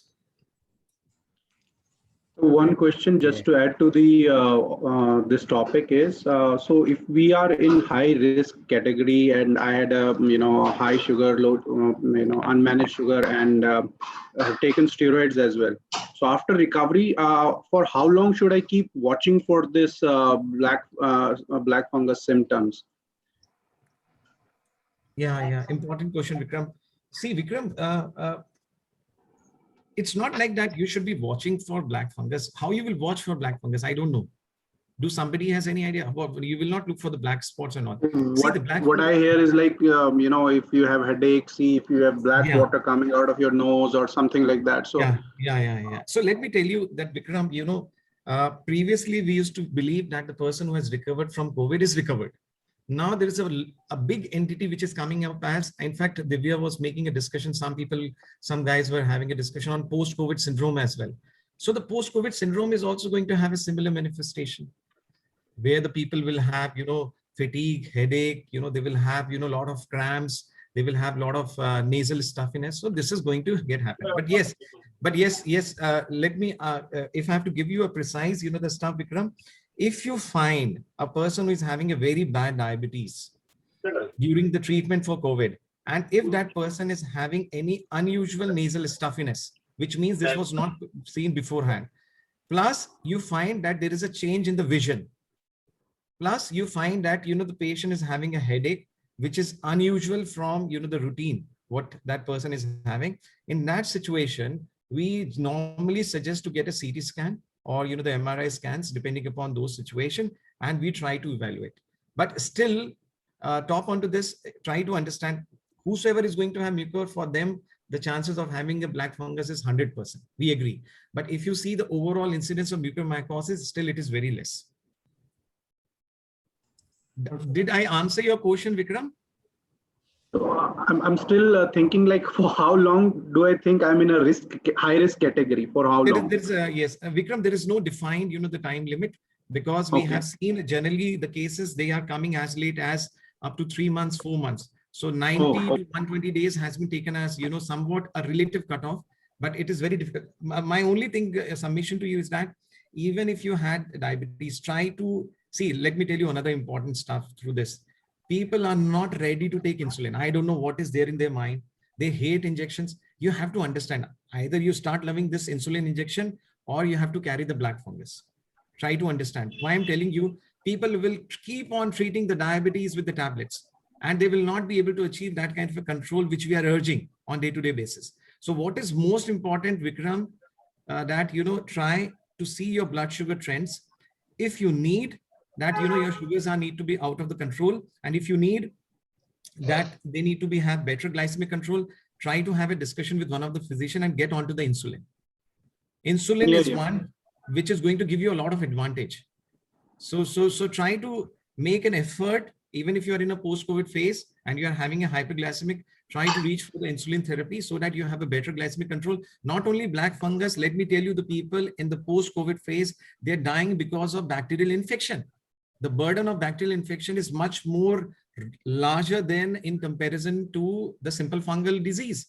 So your idea should be to get, survival, whether it's because of, the black fungus, or be it because of, the bacterial infection, whatever the infection, right? Thank you. Thank you. Doctor, my follow-up question on the same topic is, COVID recovered patient, high on diabetes, had been on the steroid. So he is certainly a candidate for the black fungus now. Should we not proactively get the same person tested as a precautionary measure rather than waiting for symptoms? Because, symptoms may come quite late. Visible symptoms may come quite late. See, Anand, your point is very valid. Now, this is something in a hypothesis which you're presuming that, if I'm having all this kind of risk factors, I should get through with all this kind of, the test. See, whenever you recommend anything in the society, we have to understand exposure of, getting a radiation when you're getting it through the CT and all these things is also enormous. And if you recommended this technique as a mass technique for everyone, it is going to be a lot of burden onto the society in terms of, every day getting a screening kind of protocols. And plus, try to understand radiation exposure in terms of CT to your chest, CT to your head, and CT to your nose. All this kind of things is going to be an additional risk factors to develop some kind of cancers in the near future. We are having a youngish population as well. Their survival is expected to be by another 40, 50 years. So if you get exposure to again and again all this kind of things, and you develop something in the near future, that is also need to be taken into the consideration. Now, having said so, I'm not saying that the screening should not be done. And the screening which we recommend is a medical screening, which means there are 4 or 5 things which we always say that which has to be done, which I have already spoken about. Let's say that you said that you are having a risk factors. Along with the risk factors, you find that you have some change in the vision, right? Or if you find that, you are having something, the nasal stuffiness, you find there is some swelling, early swelling and all those kind of stuff. I'm not saying now every small swelling should be taken into, this thing. So if you find all this kind of stuff, I can take a session on, maybe what are the risk factors and how you will do the medical screening for, the black fungus or mucormycosis. So those kind of things should be done. And if they are positive, let's say if they are positive on the basis of your physical screening system, then under the guidance of any physician who is treating the COVID patient, you should plan the appropriate scans. But getting a scan for every, minute kind of a thing is not the answer of this, the difficult situation. And it is going to be of a risk. What is happening, Anand? The people are going for the CT scans for all these things and they're catching second infection outside. Why? Because the person who was there adjacent to them was carrying a COVID or some second. Was already carrying the COVID. Yeah. So who is going to pay a price for all these things? So every kind of your movement outside the home in this kind of a setting where everybody is carrying a virus has to be risk versus the benefit has to be analyzed. True. So physical screening is yes, but radiological screening at this point of time is not the recommendation. Okay, fine. Thank you. Thanks, Doctor. Ramaji, go next, please. Yeah, Dr. Manish, I would like to ask 2 questions because my husband and my son were infected with the COVID. So when can they get vaccinated next? Okay, so that is first question. And second question is, nowadays we are seeing even this post-COVID people are dying because of blood clots, okay, and getting heart attacks. So how to address and how to prevent this? Yeah, thank you, Rama. Rama, I was able to hear your second question. What was your first question? There was a break in your voice. My first question was how to when to get vaccinated for my husband or my son. Yeah. See, once you have, I got your point. I got your point, Rama. See, once you have the COVID disease, once you have a COVID disease, you all need to understand that some kind of a protection will be given to you by this disease if you've recovered from the illness. Now, this recovery or this kind of a protection for the future disease is going to be variable between 30 to 120 days. I hope everybody is there with me on the page. They can understand. So once you have gone through the disease and recovered, your immunity to this disease is going to be a variable between 30 to 120 days. Now, in order to give you the maximum benefit, we are recommending that after 120 days, 90 to 120 days, you can plan for your vaccination. This is what we are making as a recommendation. But again, Rama, we need to understand these recommendations will keep on changing as and when the more data is going to be there with us, because these are, you have to understand the disease is hyper evolving and the research which is happening in this disease is so enormous. So every day there is a new information which keep on adding. So as of now, the best recommendation is that if you have gone through the disease, let's say today, which is 23rd, then after maybe 3 months, you can plan for your, the first dose of your vaccination. Right, Rama? So I've answered your first question. The second thing is that, as far as the blood clot, see, this is a real threat. And here, I would say through this community, please try to understand, once you have recovered from the COVID, do not get back to your 10 kilometers or 10 miles of your running. And I must, express my anguishness when it comes to Dipinder, because he's the person who never listens. See, try to understand this disease is enormous. Don't underestimate, in case if you have recovered. I understand, even if you have recovered, we have seen the people, they are dying because of having acute coronary syndrome, the heart attack, which we are talking about. People in the past, they thought that COVID disease is a disease of lung. But now we have understood the COVID disease is not the disease of lung. It's a multi-systemic involvement, which means apart from the lungs, the heart, the blood vessels, the GI system, the liver, the kidney, and the pulmonary vasculature, which means the vessels which are supplying to the lungs as well, they get affected. Just because you have recovered doesn't give you the license to drive and kill yourself. Okay. So try to understand that, this is going to be a real threat. Now, as far as the what should be done, see, we recommend that, all the people who are recovering from moderate to COVID illness. What do we mean by moderate to COVID illness? The people who had a fall in the saturation to less than 94%. A lot of people, they will be having a saturation less than 94% and they will be requiring some form of an oxygen supplementation. So if you are carrying a disease which was moderate to severe category, right, which means who requires oxygen for their treatment, they are the population who are at increased risk for pulmonary and cardiovascular complications, lungs and cardiovascular complication. So these kind of patients, they need to be on blood thinners, they need to be on antiplatelets, depending upon their parameters, which we assess, like D-dimer, IL-6 level, and CRP levels, right? So yes, they need to be on blood thinners, which gives them certainly some protection. And at the same time, their, the kind of a rehabilitation program post, the recovery of the COVID has to be done in a very graded manner.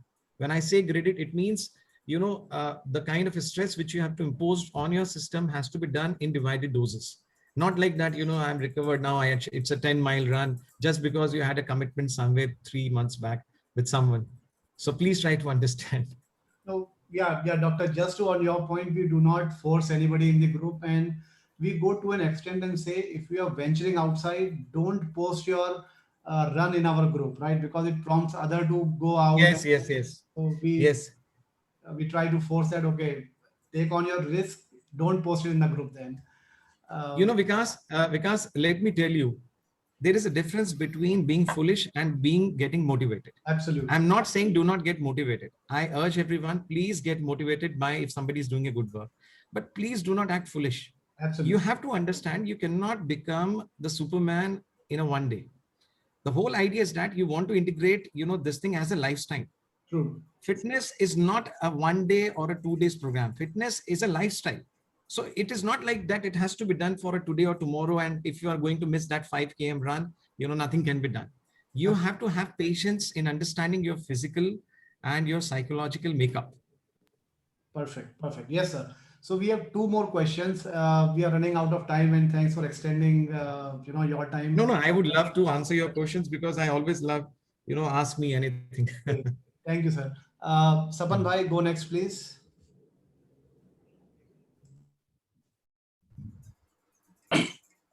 Hi, doctor. Thank you for answering all the questions. Most of my queries got answered while you were talking. But couple of things. This is for an individual who got impacted and was probably in the mild COVID state.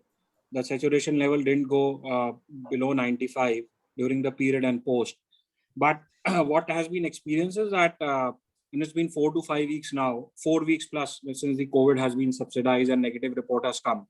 There is a bit of like breathlessness towards the late evening hours when the night comes and anxiety comes in, that something, I'm still okay or not, something is going to happen. So the question is that probably, and I've spoken to a few people, I think this is a norm, like some people are also having this kind of a post-COVID impact. So the question here is that, do we really need to see like a kind of a psychiatrist kind of a guy who could give us some anxiety pills, or there is sleeplessness because of this, or just wait and watch, try to better our lifestyle, try to have a little more patience, and probably it can go away. And so if it is a later one, like what could be the indicators that we really need a specialist here versus just wait and watch? If it is, I hope the question was clear and not too complicated. No, Sapan, your question, and in fact, I must say this is a very genuine question. In fact, if you would not have asked, maybe I would have taken the opportunity to express it somewhere in the discussion. See, Sapan, this question, you need to understand that, the people who have gone through the COVID is not a disease, which affects, all this lungs and, the heart vessels. It also, you will find the people, whether they have COVID themselves or they had the COVID, somebody in the family, they have been suffering for weeks and months, even despite of getting off from the COVID. There is a reason why. See, we all need to understand, all these members, everybody has a different kind of the physical and psychological makeup. The people have gone through post-traumatic stress syndrome. What do you mean by this post-traumatic stress syndrome? I have seen somebody who is dying on ventilator. I have seen somebody who has choked to not able to get oxygen. Now this, you believe it is over. No, it is not over. A lot of changes in terms of your biochemical milieu, in terms of your inside, the hormones, it keep on disturbing. And this creates a lot of anxiety, which may or may not be having some association with some physical changes as well, right? So one thing is for sure, whatever the symptom that, the gentleman or, that lady is experiencing with respect to your case, these symptoms are real. So remember this thing, when somebody is experiencing something, please do not refute at the outset that there's nothing with you. I don't believe in this thing. You have to understand the disease symptoms. The symptoms are real. But whether we have a disease per se or not, that is something has to be left for the physician to work upon. But symptoms are real. So please don't discount them, because this is a time when they get very upset that nobody is ready to listen to them. So this is first part. The second thing is that as far as the component of anxiety is considered, I would request that, apart from taking the help from the drugs, which, the physician can advise you, a lot of things goes by. The earlier you're able to come back to your normal routine, which means going to your work, engaging with your family, kids and all, it gives you a lot of support. Not everything can be based in terms of anti-anxiety and pills and all. And the third thing which you're talking about, taking help of the psychiatrist, I don't think, I won't say take the help or don't take the help. My idea is that, this is not a psychiatric illness. Let's not label it, because it gives you a lot of stigma and all. So let's not call it as a psychiatric illness. It's a post-COVID syndrome where the person goes through with all those kind of, the emotional cliffs and all, depending upon the kind of loss which they have seen within themselves or whether they have seen in the family. There is a whole treatment which is available, and the treatment is cited with respect to the physical, mental, social, and spiritual component, which Divya was also talking about. So it's not that just that, you have to take care of one segment. You just have to treat, you just don't have to treat the physical part. It's the mental component, then the spiritual and the social. So there's no replacement for the social bonding, which they should start developing. Yes, in order to ease out in terms of, the physical discomfort, we can give them some tablets, anti-anxiety pills for a short duration of a time. They can help if you are really having an acute anxiety attack. But before you take all this treatment, Sapan, just make sure there is no physical reason for the patient to experience that kind of a breathlessness. Because just now, I think Rama had a point that, people are developing the cardiac related issues post-COVID, which is a real thing. So let's not discount it just because I had a mild disease and, I cannot have anything else. So before you reach for all this kind of, the conservative and, those kind of a treatment policies, just make sure there is no physical reason for all these things. And that can be done under the guidance of a physician. Sure. Yeah. Just to, thank you. This really helped. But yeah, so the basic test and everything has been done with respect to lungs, heart and everything. So everything looks okay. Everything is fine. All reports are good. Let me tell you, Sapan, the answer is that we have to spend time with the person. I'm telling you, what I'm doing. If you ask me, I receive daily, I'm doing 50 teleconsultation at least, right? And trust me, I'm not writing medications. Ask Dipender, I am not a person who write medications. I spend time with the patient. So you have to spend time with them, sit with them for 20, 25 good minutes. Try to listen to them. What is their, what is running in their mind? Sometimes, just releasing everything is the answer. Huh? Yeah, I get it. I think the basic thing is that, I think, as you rightly said, that there's so much going around oneself, yes. Specifically in close family. If something not so good happens, that impacts everyone's mind, right? So the point is that it is like feeling low that something is going to happen to me someday, and how will things work once I'm not there? Something of that kind of thought which keeps coming in the mind. So that's the reason I asked this question. No, this is going to come. Sapan, that's why I'm saying the problems are real. Because if you lose somebody in the family, this kind of a thought process, they do come. Nihilistic, attitude, it does happen. But what I'm trying to say, this problem is very versatile. This is not going to be sorted out by knocking them off and just let go sleep. Sleep doesn't sort out the issue. Sleep just postpone the issue. Try to understand. By making them under the influence of a pill, it's just going to postpone the issue. Tomorrow again, they will have the same thing. So where we are heading? We are basically in the cascade. So why not to sit together? Let me connect with that patient. You take my number. We will sit for a while and we will find out the answers. Sure. Yeah, I'll surely love to do that. Maybe through Dipender or Vikas, I'll get your number and get it. Okay. And connect with you. Thank you so much, Manish. Thank you. I think we have time for just one more question. Otherwise, we will hold you for the entire day, doctor. Yeah. So Abhishek bhai, please go for your question. I think Abhishek and maybe Mr. Ashok is also, because he looks like a senior person with a good mustache, looking very impressive. So he also has a question. He's our favorite. He's group captain in Air Force, very enthusiastic person. So I have yet to meet such an energetic person. So we will not end the conversation unless and until there has to be a question by Ashok. Okay? Okay, Ashok. Perfect. Okay, Abhishek, you wanted to ask, please? Yeah. Yeah, Dr. Manish, thank you very much. I've got two questions. One is there's a lot of communication discussion happening that especially the kids and the teens should get an influenza vaccine before they get their own vaccine. That's one way. What's your thought about it? And second is about the voluntary blood donation. Is there any correlation between vaccination, maybe first vaccination or second vaccination, how quickly you can donate the blood as a voluntary donor in case if you are not corona positive ever? So because I do donation all the time, so I was wondering when I can do the donation next time because I got my first vaccine now. You know, out of all the basket of questions, I think Abhishek is the one whose thought process is very different. You know, I must say. You know, all 2 questions out of the box. I'm sorry for that. No, sorry for that. No, Abhishek, I love to, you know, when somebody is thinking in a, you know, different manner, especially for, you know, the larger purpose, this is always excites us. See, the first question, as far as the vaccination is concerned, there's no problem. The vaccination has to, but why you want to get influenza vaccination right now? The question is that influenza is not. No, not for the kids, not for me, but for the kids, still they get. No, even for the kids, even for the kids, I'm saying, Abhishek, see, the influenza vaccine has been the part of the recommendation for the cases when either we are running with influenza, we believe that influenza is going to come. You know, right now it looks like that influenza may come or may not come, but right now the season is for COVID. So let's not, you know, chase something which is not there. Let's first focus on, you know, the things which are running currently. I won't recommend, you know, the influenza vaccine unless and until the child is having some problem. And now, what do you mean by some problem?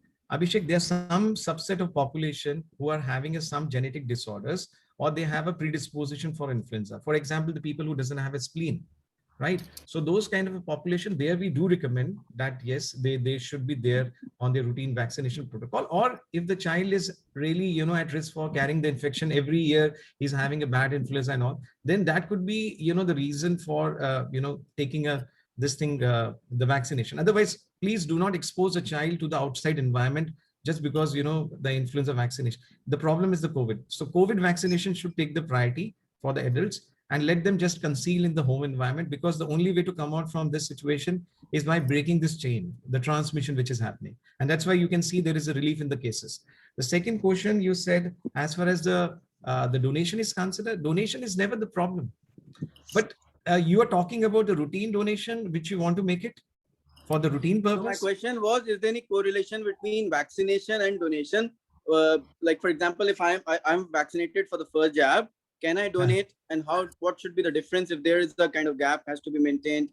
That's why I'm saying, see, Abhishek, we have to understand the donation which you want to make it. Is it basically with the purpose of that, you know, somebody may need that blood for the routine purpose, or you're talking about the CP, the convalescent plasma, the plasma therapy? Which no.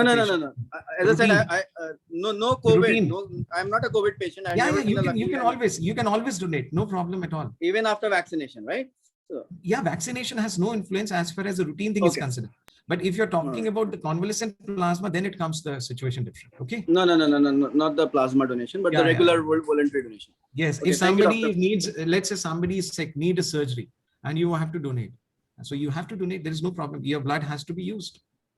So risk versus the benefit has to be analyzed, and the benefit, if they outweigh the risk involved, it has to be given. Great. Thank now you, doctor. We go to Ashok, sir. Yeah, thank you, Abhishek. Right. Ashok, sir. No, I've been. Hey, Ashok ji, sorry to interrupt you. Bhavesh this side. I want to take 30 seconds just to address the entire audience here. Because, you know, in April, I have 12 relatives in Delhi, and all entire family were COVID positive. 100% population in my 12 relatives. So I thought, like, I should take a step back, and I moved back to my native place in a village. And when I reached there after 12 days, I found like I'm COVID positive now.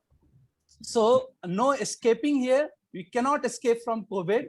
Only thing, we should take a complete precaution of not venturing out. Always wear mask twice and sanitize your hand if you are touching anything new.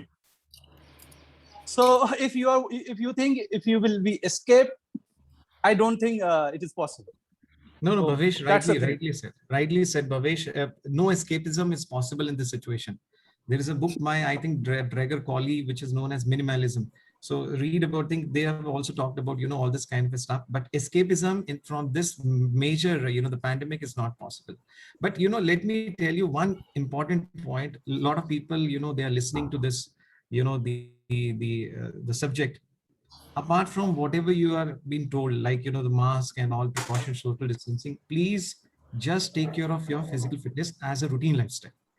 The only thing which is going to survive in the near future is the people who have robust internal constitution. So unless and until you really work, if one medication, if I have to give you, the PAN recommendation is that you need to have a good cardiovascular profile. And that can only happen by hard work. So if you take melatonin, multivitamin, vitamin C, these are all pharmaceutical driven. See, everything is business nowadays. Try to come off from the business, try to go back to the basics. Do not skip your, the discipline. So it looks hard, it looks tough, but this is the only thing which is paying to us in terms of the robust outcome, even in the medical science, and this is the future of medicine. Thank you. Now, Ashokji, please go ahead. Thank you, Dr. Manish, for picking me out of the crowd. Really, this group had been a lifeline for me. To cut the long story short, able to reach my fitness level because of this group. Such wonderful people, and always they make you, वो कहते हैं ना कि अच्छे दोस्तों की बहुत जरूरत है ऐसे समय में, बुरे समय में, वो आपको सकारात्मक रख सकें. सकारात्मक रवैया. I don't use this word positive because positive, when I got positive, somebody asked me, "यार, you remain positive." मैंने कहा यार और कितना पॉजिटिव होऊंगा, अभी कोविड पॉजिटिव हो गया. तो सकारात्मक रवैया जो है वो बहुत जरूरी है. जो आपने बताया बहुत अच्छे तरीके से आपने कवर किया पूरे इसको. एक चीज मैं पूछना चाहता था कि जो हमेशा सुनते आए हैं, आयुर्वेद में भी बोलते हैं कि keep your body alkaline. How much does it help in this kind of situation? See, Ashok ji, पहला तो मतलब आपकी विजडम का, मतलब जो आपने सकारात्मक बोला, मेरे को तो बोलने में भी मुश्किल हो रहा है, सकारात्मक, है ना? So we are losing somehow, those Hindi touch which we have been having. But important point is that what I'm able to understand, how to be constructive in your approach. Constructive होना बहुत जरूरी है ना, not to be destructive. Whatever has got happened in the past, that's okay, but you start building up. रहा ये वाली बात, alkaline को कैसे रखना है? See, the key to given any problem or any solution, when we don't have an answer to any situation, let me tell you, Vikas, Alok, Dipinder, everybody. No, my question is, how much keeping alkaline? This is what I'm going to answer, sir. अगर किसी चीज का ये जो alkaline वाला जो concept है ना, this concept has been given in the recent time. When people are talking about do not consume acidic foods and all. Yes, to certain extent they are helping. I'm not saying they are not helping, but the key to find out the answer for difficult situation is to keep a balance. If you are having a balance in your life, which means anything which you do in excess is going to be a turbulence. Today you're talking about keep alkaline. Tomorrow you will have the question, Dr. Manish, how to take care of alkaline toxicity. Then what will I say? Okay. You understand? कल आप कहेंगे कि alkaline access हो गया, अब इसको कैसे treat करें. सी प्रॉब्लम क्या होता है हम लोगों के साथ, anything which comes in the market, we start getting so much inclined that over enthusiastic involvement is something which is we have to pay a price of. So the best solution to this given situation, alkaline, having an alkaline thing, why we are asking today and debating on this, because majority of the processed food which we are consuming on day-to-day basis, they are acidic by nature. So somewhere we are looking for an answer to create a balance. So that's why we are saying rather than consuming the acidic, because this is what our lifestyle has been. So you start consuming alkaline, which means your fruits, your vegetables, right? So if you are able to create a balance inside, I think Divya would have been a better person to answer this thing. But body ko Ayurveda ne 3 parts se divide kiya hai, pitta, kapha and all. So they said that you have to create a balance between these 3. So that balance is the key, I would say. As regarding COVID, there is a saying in cyber security, there are only 2 types of people, who have been hacked and who are going to be hacked. So same goes with the COVID. Thank you so much. And let me tell you, Ashok, everybody is going to be hacked. So in this COVID, it's not about CISO. In the COVID, everybody is going to be hacked. Everybody is going to be smashed. The people who are having some kind of a good constitution, they will be able to handle this smash. So eventually everybody has to fight through it. Please do not get into the polypharmacy business. Less is more, which we recommend, and try to focus on to the basic things. If you get into the trouble, do not hesitate to seek the right person opinion. Please do not get cross consultation. It really upsets us. What I am able to see nowadays, Vikas and Alok and Dipinder, please don't mind, but somebody in the community will approach 10 physicians. They take 10 inputs, they amalgate them, and they have their own prescription, and then they swallow it, and then they say, I'm not improving. True. What is this? Yeah. True. Seek the person to whom you have a trust upon. Go to that physician and follow it religiously. No medicine is going to work unless and until you have a faith in the system. Absolutely. Absolutely. Sure. Great. So Thank you, Doctor. the last question, Ashok sir. There are two more hand raised, but I think we are running out of time. The session was till 9 o'clock, but it's already 9:37. With that, let me close the session by saying thank you, Dr. Manish. Really appreciate you taking out time and speaking to our group. And thank you, Dipinder Bhai, for the great connect. Thanks a lot, everyone. Yep. Thank you. Thank you. Thank you, Doctor. Thanks Thank a you lot. very much. Thank you. Thank you, Doctor. Thank you very much. Thank you, everyone. Thank you, Doctor. Thank you, Dr. Manish. Thank you, Dr. Manish. God bless you. God bless you. God bless you. Thank you, Doctor. Thank you very much.